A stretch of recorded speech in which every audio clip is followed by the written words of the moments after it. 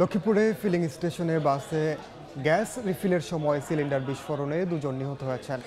আহত হয়েছেন আরও দুজন। ফায়ার সার্ভিস জানায় ভোর 4টার দিকে লক্ষ্মীপুর রামগতি রুটে চলাচলকারী আলমদিনা পরিবহন নামের একটি বাস গ্যাস নিতে গ্রিন লিফ স্টেশনে যায়। এ সময় বাসের সিলিন্ডার হঠাৎ বিস্ফোরণ হয়। এতে ঘটনাস্থলেই মারা যান কালাম নামে একজন। খবর পেয়ে লক্ষ্মীপুর ফায়ার সার্ভিসের একটি ইউনিট ঘটনাস্থলে পৌঁছে আহতদের উদ্ধার করে সদর হাসপাতালে পাঠানোর সময় আরও একজনের মৃত্যু হয়। প্রাথমিক চিকিৎসা শেষে আহতদের ঢাকায় পাঠানো হয়েছে।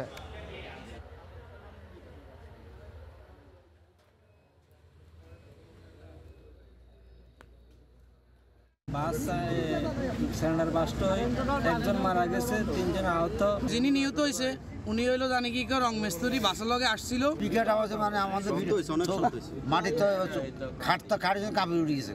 এখানে বাসে গ্যাস দিয়ে বিরাট আকারে সমস্যা করতেছে এলাকা নিতে। বাসের গ্যাস দিয়ে বন্ধ করো।